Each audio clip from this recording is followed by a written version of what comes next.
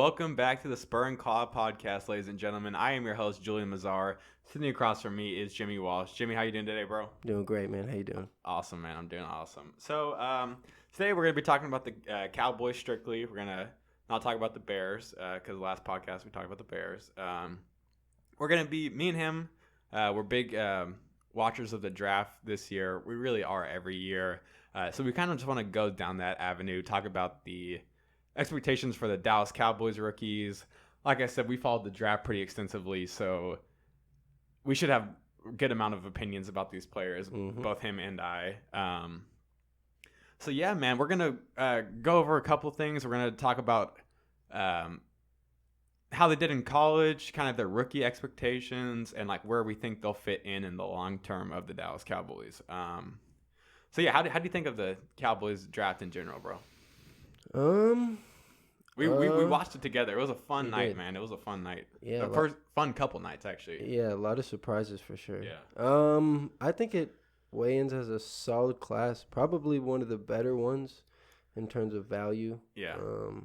Yeah, I mean, right now it looks pretty good. Yeah, I would agree. It's hard to say exactly, project how a draft is going to do, especially whenever. I mean, in this offseason, we haven't even seen any of these players at training camp yet. But, yeah, so it's kind of hard to predict in that term. This is one of the best I felt about a draft since probably 2016, whenever we got Zeke, Dak, Malik Collins. Not even, and I'm not saying it's Jalen Smith. I'm not even saying it's going to live up to that because I didn't think that class was going to be as good as it was. Mm-hmm. I just mean going into it. Or going right out the draft, I feel better about this class than I did about that one. But obviously, that one had surprises with getting a starting quarterback in the fourth round and whatnot. Preseason, this one is a little. But I know what you mean. Yeah. It'll be. Yeah. So I don't know if it'll turn into that. So let's just go ahead and break into it. Start on the first pick, the 17th overall pick, wide receiver out of Oklahoma, Cedarian Lamb. Cedarian Lamb. He was he your number one receiver coming out? Yeah. Yeah, he was. Yeah. Had him going to the Raiders. Yeah. Really thought he was going to the Raiders. I Actually, but what did I tell you, though? I said, don't be surprised. No, you called that. No, you called that. Don't be surprised if Ruggs is the first receiver taken. You thought called I that. was Yeah, was you goofy. called that. Yeah, I just had a feeling, Yeah, But. especially with the Raiders, it makes sense. So, yeah, CD Lamb, to go over his senior stats, he played all 13 games, 62 receptions, 1,300 yards. It's 21.4 average with 14 touchdowns. And it was obviously he did kick returns, did punt returns there. So his rookie season, expectations-wise, it's tricky because we obviously have a lot of players on our offense. I feel like he's in a good situation though, where he doesn't, especially coming out of the Big 10, or where did he come out? No, Big 12, where they don't play press coverage that much. Like I feel like that's always a transition for those receivers. So I think him being pretty much the number 3 receiver, just right off the bat, that puts him in a better situation than like say maybe a Ruggs or not better position. Not for stats though. Yes, I mean but he won't be. CeeDee Lamb will be most likely facing the third best corner at the start of the season. While Ruggs might be shadowed by the top guy immediately. Yeah, he probably will. Or at least the second best guy. Yeah, so that's why I think CeeDee Lamb. I don't mean from a stat prediction. I don't think he's in the best situation for that. I just mean his matchups will be better. He's definitely not in a very stressful position at all. He's not looked at to do too much. Yeah, and I bet rookie expectations, we expect to play him in the slot, but there's also been rumblings that they're going to be pretty versatile with him and kind of move him all over the place. You got to be. Because all of our Amari can do that, so I'd love to get real versatile with our receivers, honestly. Yeah. They're all kind of roughly the same size. Yeah, not too big, but not too small either. Yeah. Amari just got 20 pounds on all of them somehow. Does he really? Yeah. Still. See, I was thinking he was obviously Lamb's super thin, but he's the shortest one. Who? Amari. He's 6'1". Yeah. Lamb's they're all easily really 6'2". Yeah. He's 6'2" and Maybe Gallup's about 6'1", 6'2". So they're super similar altogether. Yeah. And they're kind of all similar receivers. Yeah, exactly. So for rookie expectations, I honestly, the Cowboys lost over 150 targets with Jason Witten and Randall Cobb last year. So honestly, I'm not too concerned about how much production he might lose because of him having those receivers in front of him and a running game. Just because that's a lot of receptions. Let's do this with Okay, it. sure. Let's do this because we don't have to really pull up anything too much, but let's compare it to the rookies of last year. Gotcha. With the production wise, Gotcha. just kind of like a It's like the AJ Browns, right. Because did AJ Brown did he Terry play McLaurin's. every game? I'm That's not the sure. thing, I'm not see. sure. Yeah, we don't need to go into specifics with that. So set it over and under for CD Lamb rookie stats, and I'll say over under, like receiving yards and touchdowns. So I said something you're gonna say over and under. Yeah. Okay. Receiving yards 800. Okay, and touchdowns. Touchdowns. How good was he getting touchdowns? He's pretty good getting touchdowns. 6. So he had 14, 11, and 7 touchdowns wise. 14. Yeah, I'm gonna say 800 yards, 6 over and under. So I think you're at a good spot with the 800 yards. Yeah. I could see it being right there just because that was a little bit less than Randall Cobb. And like obviously he's a rookie and Randall Cobb is a multi-year pro, so you don't expect him to be as savvy as Randall Cobb was his rookie or as Randall Cobb was last year for CD in his rookie year. I think where he could be up is the touchdowns, just because Amari is not really a red zone guy, except for like deep pass wouldn't even be a red zone. He's more of like a deep threat. Gallup, he's pretty good at jump balls. Like him and CD are similar in that situation. I just can't get the image out of my head of CD at the combine with that back shoulder fade. Yeah, you know what you're talking about. Like I could just see stuff like that happening a lot. 6 is solid for a rookie. No, dude. it is. But when you got 1,200 or 1,100, so 1,200, I think. Gallup got 1,200. Yeah. Yeah. Or 1,100 at least for sure. Yeah. So that's the only reason why I think, because if you think about Brown, what he did, I know he wasn't just like, he didn't start every game, but he was the guy at the end. Big time. The end half of the season, he I think he was probably the number one. Yeah. He definitely overtook Corey Davis. He was injured though. Davis was injured, but yeah, I believe Brown was a little bit injured. And too, then you look at Metcalf, and of course there's Tyler Lockett on the team, but I mean Tyler Lockett is 5'10" on like a good day, so he's not gonna be like an outside threat, like he's not even like a T.Y. Hilton type outside threat where he's like he's really just a slot guy. So I could see, like I said, I'd say like 800 is a good spot for yards. I just think we're gonna target him a lot in the end zone, and really, I guess the only other thing will be. Personally, I'd like to put him at punt returner. I don't know how you feel about that. I would not do that. I would not do that just because, I mean, he's supposed to be the future. Like, it's just not worth. I don't know. You guys have to have some other guys that can. I would do it just for the rookie year, just because that happens with first round receivers. You can do that, especially if it's a third guy. I would. I just think he runs like he just seems like he'll get injured. I don't know. He's like kind of long, and he really runs hard, and like if he gets hit. Yeah. Wrong. I don't know. I mean, maybe it'd be. It's risky. He'd be so good at it. Not that he wouldn't. Yeah. Because, I mean, even the Steelers used to put, like, AB at punt returner. Different, though, huh? Yeah. So I just compare it to the Cowboys rookie year whenever they had Des Bryant. They put him in that role, even as a first-round receiver. So I just could see a similar mindset.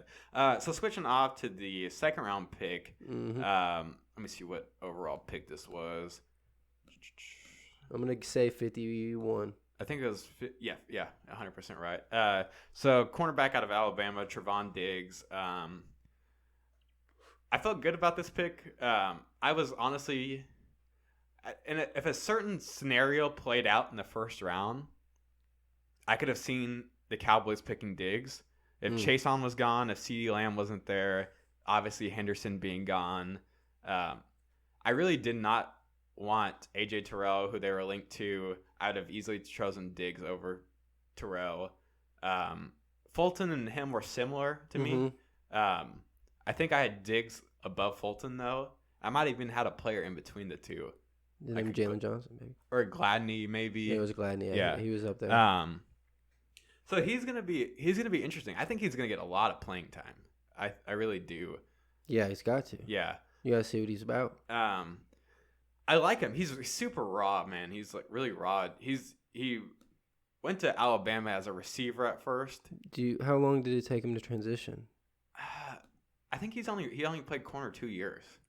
Okay, so he played it. So he's like really raw, and you see on his best highlights, he turns into the receiver pretty much. Yeah, he high points the ball great. Yes, but and his ball skills are amazing. Like he makes some crazy catches.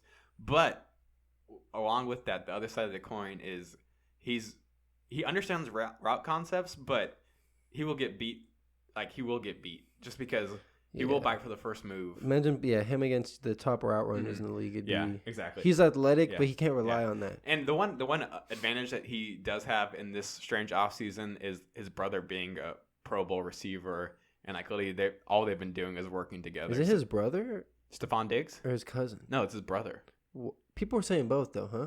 I heard both. It's his brother, though? No, it's 100% his brother. Like they live together pretty much. Okay, What they did in the offseason. So be running ones. Yeah. So his 2019 stat line for Trevon Diggs at Alabama, he had 3 picks, 8 passes defended. He forced 2 fumbles, which is kind of cool. How many tackles did he get? Like 40? No, total. Yeah, 40 total. So I don't know. He's interesting. I think in his rookie year, it's hard to expect a lot from corners, especially if like you're not the premier guy. You really hardly ever see second round or third round corners pan out a lot. Especially, I mean, I guess you could say the same for first round corners. Yeah, it's just so dicey. How do you feel about him in his rookie year?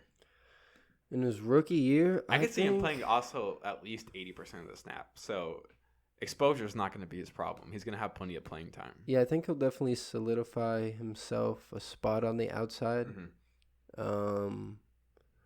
Yeah, I think, pretty much what you said. He's pretty raw. I think you guys drafted him for more of like the upside. Yeah, the future. He's a future pick. He wasn't necessarily like a shutdown corner in college or, even like the best player on his team, but he's definitely, like you said, I mean, he's one of the longer corners probably in the league. He's a prototype for sure. Yeah, he's like 6'2". And honestly, I would have. What did he run? Did he run 4.4? That's what I was about to say. He didn't run a 40. I would have loved to seen it because he seems really fast. So on his pick sixes, he outruns everybody. I would have loved to see if he would have cracked 4.4. I guarantee he would have been a first round pick.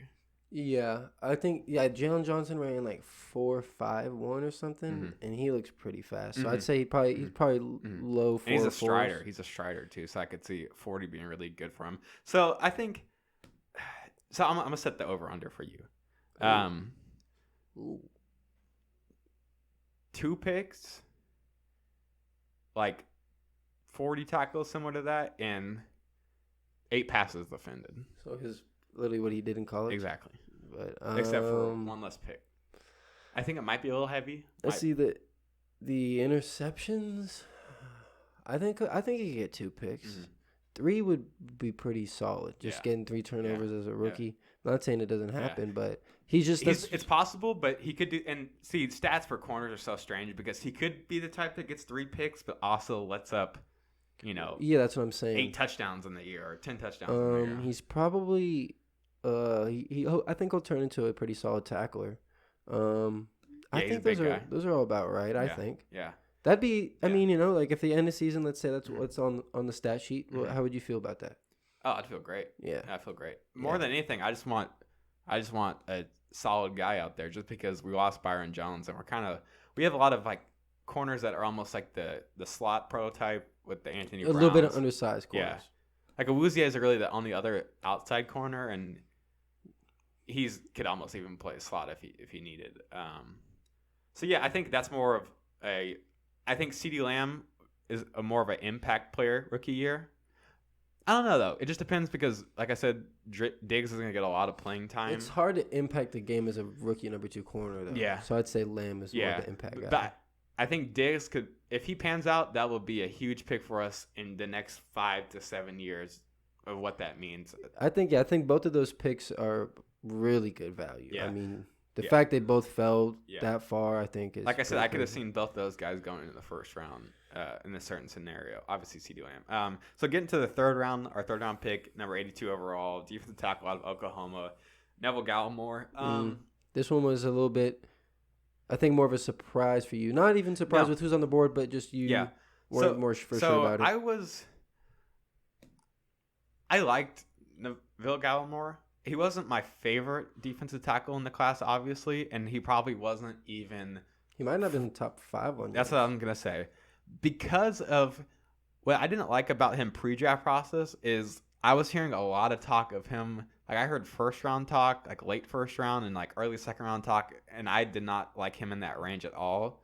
So I kind of I saw him as I think second was mainly what I saw. Yeah, posted in. So I didn't really like him in that range, and I was kind of whenever they picked him, it was kind of more of a back to reality pick for me because like I was so high off of the Diggs pick and the Lamb pick. Yeah, you were super stoked about those. Another big problem I had with him is his combine testing. He ran an amazing 40, but he was like historically low in like 3-cone times and like the short shuttle. He was not good in that. I wonder. That's just crazy how that happens. Yeah, but he ran and 4.79, something like that. He cracked 4.7, and he's a big boy too. He's not extremely tall, but he's got. I think that the 40 definitely boosted his stock. Yeah, and 4.79. Yeah, that's but crazy. you can see his athleticism on the tape. Once we were reminded of that, it kind of gave you a little bit of a relief. Mm-hmm. You know, if you ran 5 flat, and the thing about Oklahoma defensive players, especially on the front, they play like, I forget what the technique is. It's like I think they call it frog technique, where they basically like their defensive linemen get in like a frog position, and they like 2-gap a lot, or they're not just upfield, they're playing the guard and reacting to wherever he goes and playing 2 gaps. Yeah. So I think him just playing as a 3-tech role, just getting upfield will be really good for him. My favorite thing about this pick, though, is the Cowboys signed Gerald McCoy, who is another former Oklahoma defensive tackle. So he will be pretty much his big brother in this whole situation. Yeah. Not just the roots from Oklahoma, but just Gerald McCoy being probably a Hall of Fame defensive tackle. Yeah. Like maybe. No, I mean, Gerald McCoy's yeah. Yeah. So if anything, just never won the ring. The knowledge he can pass to him. Trying to win the ring now. Yeah. Hey, we got you, bro. We got you. We'll see. But Gallimore reminds me a lot of the Malik Collins pick we had in 2016. Where it's his 3rd round defensive tackle, not too big, but has decent athleticism. Yeah, a bit undersized. So I think he's also a little bit more of a future pick because we have Gerald McCoy. I can see him getting peppered in a little bit. We have Tristan Hill where we have to figure out what that's what I was going to say. How do you feel about this pick, also knowing that the year prior you spent a 2nd on Well, Hill? if we end up keeping 4 defensive tackles, I'm okay with it because you can never have. But does it not say anything about Hill? It does. I mean, when was the last time? I don't even remember. I think Eddie Goldman was Bilal Nichols, but I mean, a 3rd round on a defensive tackle. Yeah. Especially looking at like the guys after him, could have not gone before him. Yeah. But I don't know. I mean, Tristan Hill was probably like a top 50 pick. Yeah. So and then you get McCoy, who obviously Hill wasn't going to be the starter, and then you get this guy. Mm-hmm. I don't know. I didn't follow your defensive line that much last year, but so I think he's another future pick. I see obviously McCoy playing that 3-tech spot, and he comes in as a rotational player. Where does Hill fit in? 3rd string? I don't even know with Hill. I can almost see Hill playing 1-tech behind Poe because he's bigger. Beef up. Yeah. Well, no, he is a big boy. He is a big boy.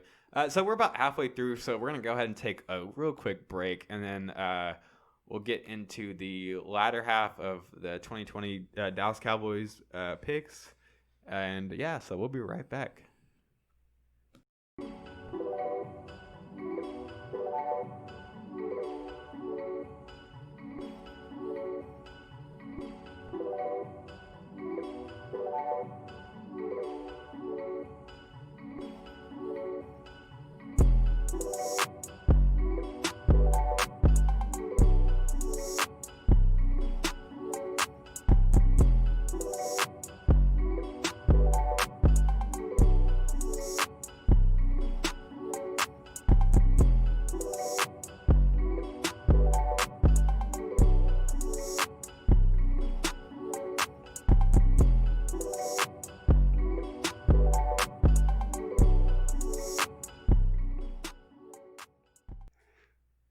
And we are back, ladies and gentlemen, breaking down the second half of the 2020 Dallas Cowboys draft picks.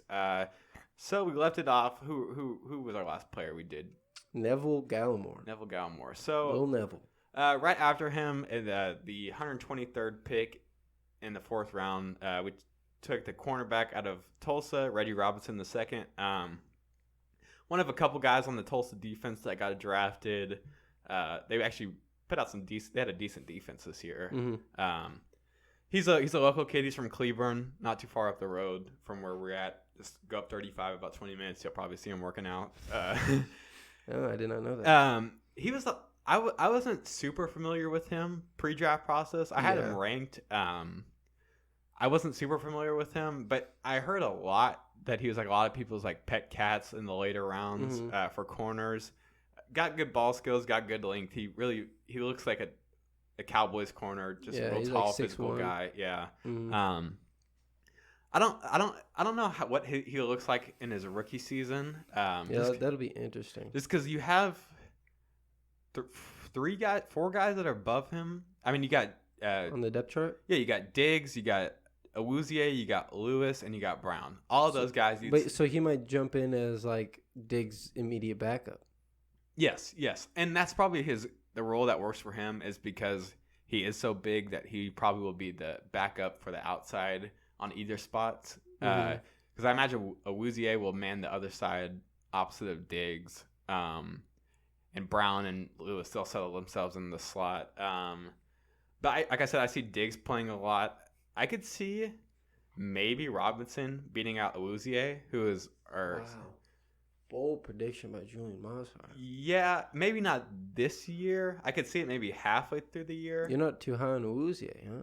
You think Diggs is going to be number one? I was a fan of Awuzie up until this last year. He didn't do the best.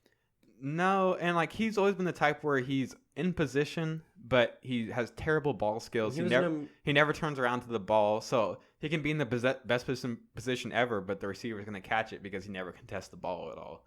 And he was also the number 2 and didn't do the best. Yeah. He wasn't going against Julio and Michael Thomas and all them. Yeah. So Reggie Robinson, he had a pretty similar stat line to Diggs, 40 tackles, 3 interceptions. He had 14 passes defended, so almost double. I think he won the defensive player of his team, whatever award that was. Yeah, he did. And of course, it's at Tulsa, though. Yeah, I know, but hey. So I think he's an important piece in the future because Lewis and Lewis and Awuzie will be free agents after this year. So the Cowboys will have to decide if they want to bring both of those guys back or just one of those guys back. So I think Reggie Robinson, he's going to be one of the guys that floats on our team for at least 4 or 5 years just because. That'd be ideal. Yeah. What was his 40? Let me see. Let me look that up. How'd that boy run? I'm not sure if he even. He went to the combine. Did he? Okay. Yeah. Let me see. Or at least he got invited. So, Reggie Robinson, he ran a 4.44. He is 205, 6'1". So I mean, that's how you build him right there. Yeah, he's a good athlete. Yeah. So, like I said, I think he's going to be a good depth piece for us for the next couple of years. Kind of a surprising pick when it happened because, especially with Diggs. I mean, you guys didn't take an edge guy. No, well, not until a couple more picks later. Yeah, but up until this point, it was the fourth. It was surprising. But I'm glad with it. Like I said, with Lewis and Awuzie being panned out. Yeah. And if you didn't get him, a guy who was a little more high caliber than let's say like a 6th round corner or something, if you didn't get him, and then let's say that pick doesn't even make the roster, this was even before Maurice Kennedy decided to opt out. Yes. So without that, you guys would have probably needed to go. Yeah.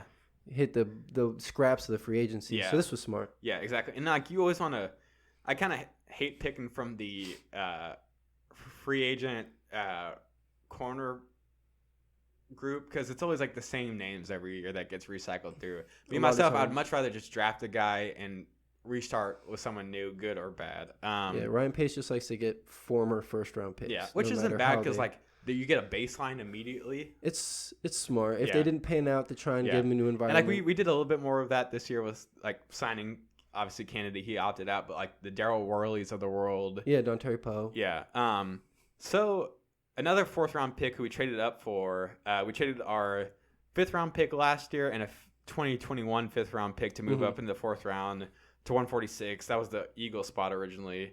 Yeah, it's weird. I'm going to say this might be my favorite pick in this class.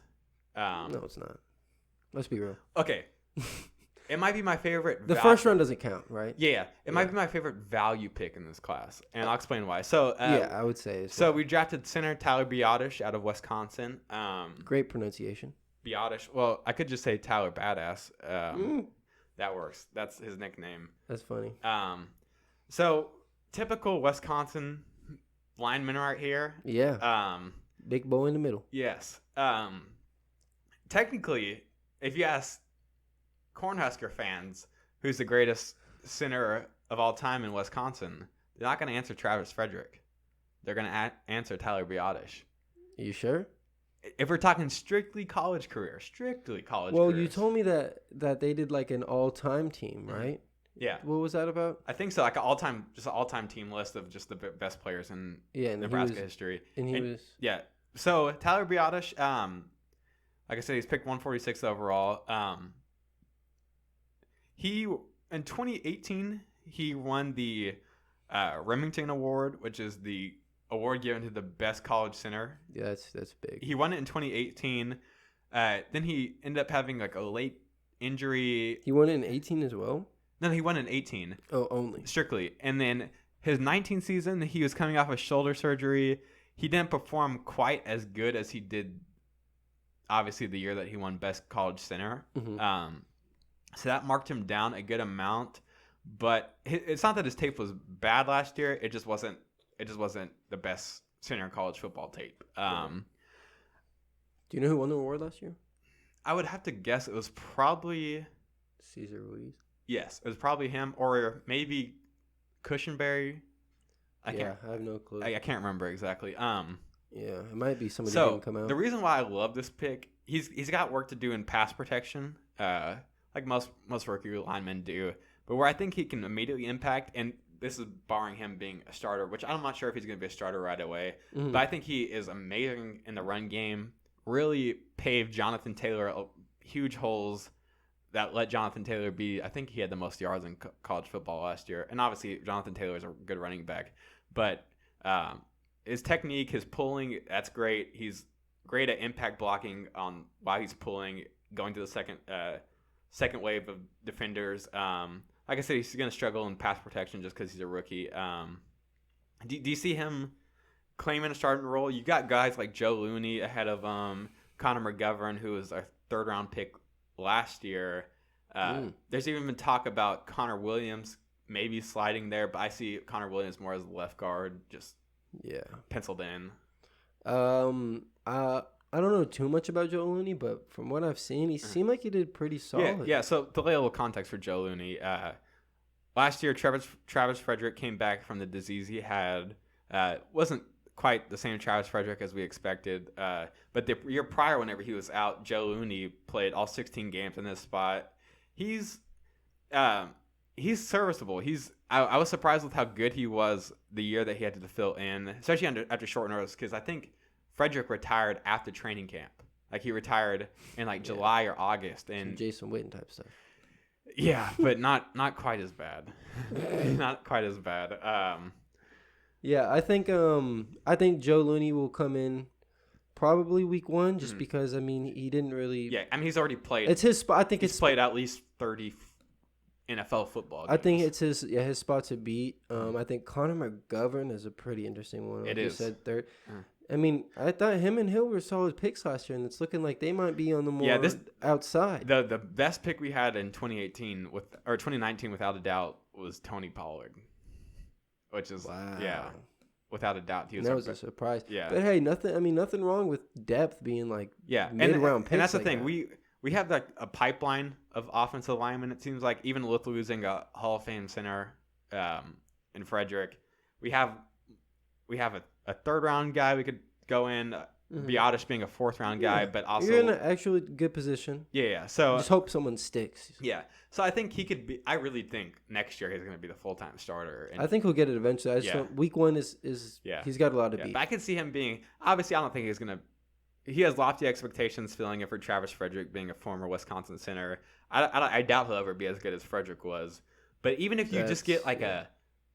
Well, I guess Frederick only played about 7 years. But even if you get like a 7-year starter that's just solid, I mean, that's worth it. That is super worth it for a 4th-round pick. So thank you, Philadelphia Eagles. Going into the 5th round, pick 179. Really our last.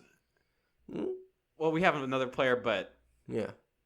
I mean, it drops from, to the 7th so this round. is really our last impact player, I guess we'll say. So pick 179 overall.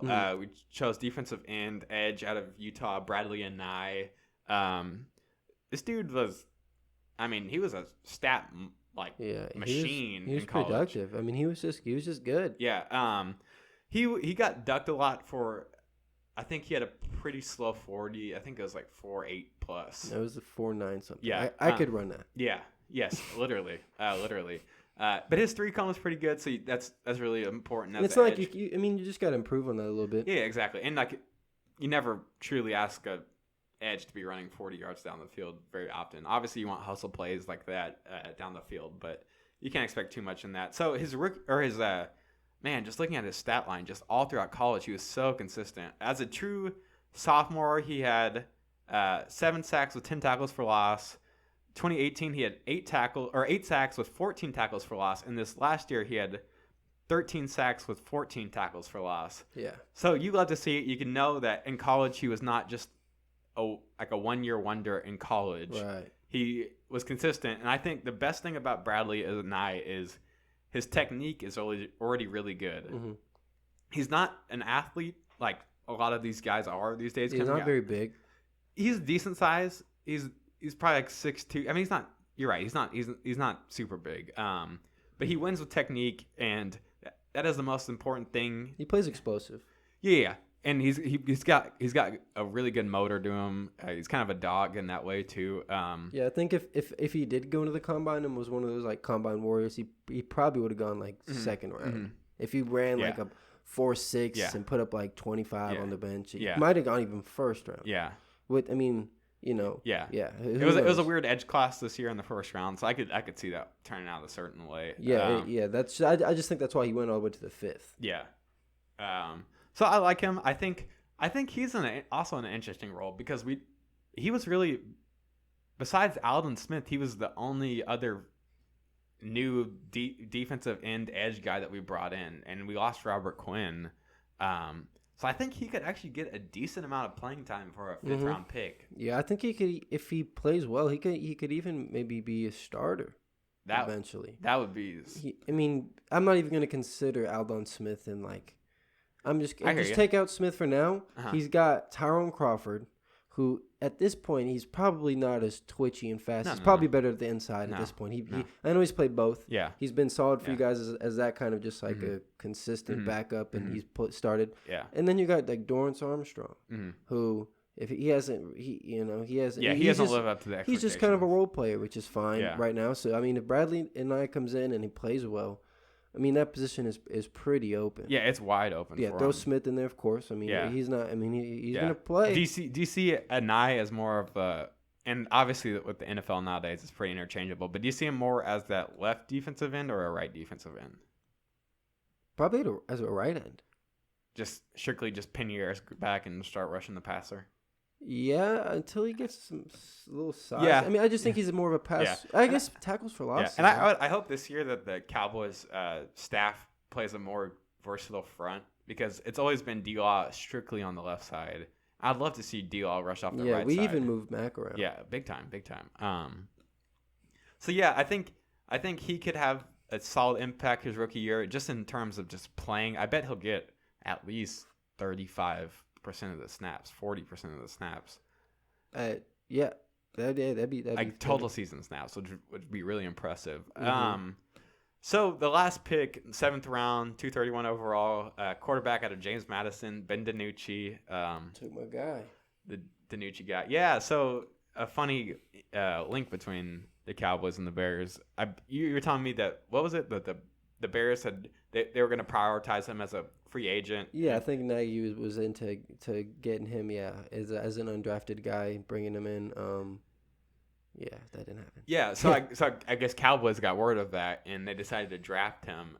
This was a good move though, because was this pre Andy Dalton? No, this was pre Andy Dalton. Yeah, pre Andy Dalton. So, Dak, holding out, being a little stingy at this point. Of course, not like you needed a guy to compete with Dak or anything. Yeah. And the 7th round pick would never do that. But I think DiNucci, I don't know too much about him, but I would draft a quarterback every year if I was an NFL team. That's easier said than done, dude. Huh? That's easier said than done. Yeah. Well, and what would be the point? 4th round. What would be the point, though? Because if you're going to get a quarterback and then you're going to spend a draft pick on him, you're not just going to give him his rookie year and then go to another guy. That's his true, rookie year, other guy. I think the backup quarterback position is really important. So I would just put more. I think DiNucci got a chance to make the roster. So as a number 3. I didn't know about Ben DiNucci at all. Little DiNucci. I had guys like the kid out of Hawaii. I forgot his name. Yeah. He went undrafted. Yeah, I know exactly. I was a bigger fan of him. But looking at DiNucci, it seemed like the league was a big fan of this guy for whatever reason. He's like only like 6'1", like a pretty normal looking dude. I think the name helps a little. It does. It's a cool name, Ben DiNucci, out of James Madison. He's a funny player. He reminds me a little bit, and like whenever they were in college, he reminds me of Tony Romo because he's like not that big, but he's got like this weird like got that nice little attitude. Yeah. And like their playing style, he's like a scrambling type, and like for whatever, like he'll be like the type to like lower a shoulder on a run for whatever reason. Mm-hmm. Like, but honestly, depending on, I don't think Cowboys carry 3 quarterbacks this year. So unfortunately, I don't think he's gonna make the roster this year. Even though McCarthy's known to carry 3, even with Rodgers. He is not. not. I guess. Yeah, we kind of did some research on that. He's not known. Yeah. So, but here's the thing. Here's the thing that every team is saying in 2020. Why not? Why not carry DiNucci with that extra 55 man? Why not throw DiNucci? So extended rosters this year. There's going to be 55 players. I'm hearing a lot of rumblings that teams are going to carry as many quarterbacks as possible this year. 5. Huh? 5? Yeah. 5. Yeah. Well, we have another dude, Clayton Thorson. So I guess we could do 4. I just think DiNucci. I mean, imagine is Dalton going to be the future backup? No. No, I think he only signed a 1-year deal. Of course. Yeah. So I think. Yeah. If we carry 3 quarterbacks, it's obviously going to be DiNucci. I just think we're going to carry 2 quarterbacks. But with 55-man roster, it's possible. Mm-hmm. Yeah. I don't know. Teams are saying that they might carry more quarterbacks this year with COVID because what if your starter goes out? Or let's say he has to miss a week or 2. Not to get too deep into the weeds about COVID, but I guess teams are just putting that. I'm hearing that they're putting that into mind and they're trying to get as much quarterbacks as possible. People are saying maybe that's even why the Eagles drafted Hurts. Well, I think that was pretty obvious. Yeah, Wentz is just not the most durable. That's so crazy. Yeah. So, like I said, I could maybe see us carrying 3. I would try to stash them on the practice squad. It might be a little rough doing that. Apparently, honestly, I think without like a legit training camp and a rookie mini camp, I mean, it's hard. Like, let's say he goes out there and he balls out in camp and really shows. Like, you probably want him, but without even seeing, I mean, there's really. But that's also an advantage. So he doesn't get to show himself in preseason. That if we did expose him to wires, that teams will be even more interested in him.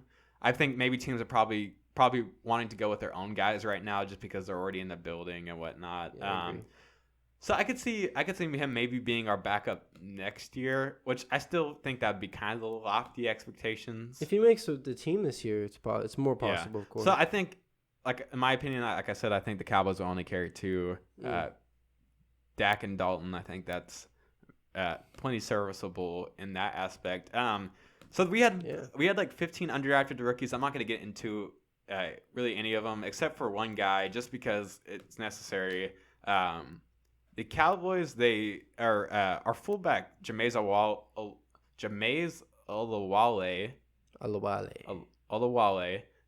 who's been on the team for a couple of years. We got him from the Raiders. He opted out. It was either today or yesterday.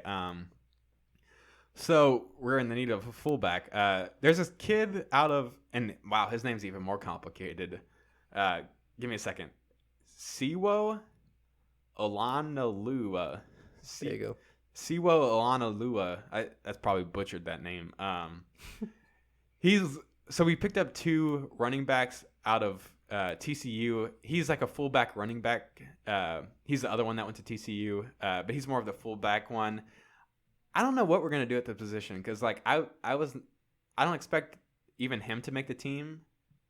The guy out of TCU, and I was telling you pre-podcast that technically the most experienced NFL fullback that the Cowboys have on their roster is Dontari Poe. Yeah. That boy looking big though. No, he looking huge. I don't know if that's gonna be, especially at his age. I bet he doesn't have the mobility that he did whenever he did play a little bit of fullback here and there in Kansas City and whatnot. He looking big. Yeah, so I could see the Cowboys even picking up a free agent type just because I wouldn't put this kid at fullback right away. Yeah. So yeah, I think that pretty much wraps up the 2020 class. Do you have any final thoughts on this? No, I think that's it. Yeah. Solid little class. Yeah. So yeah, we'll probably the next podcast we'll get into the Bears rookies, the Chicago Bears. Yep. We'll go into their rookies and where we think media impacts and long-term impacts for the Bears roster. So yeah, we'll just go ahead and wrap it up, guys. Yeah, hope you guys stay safe out there. Peace. Yep.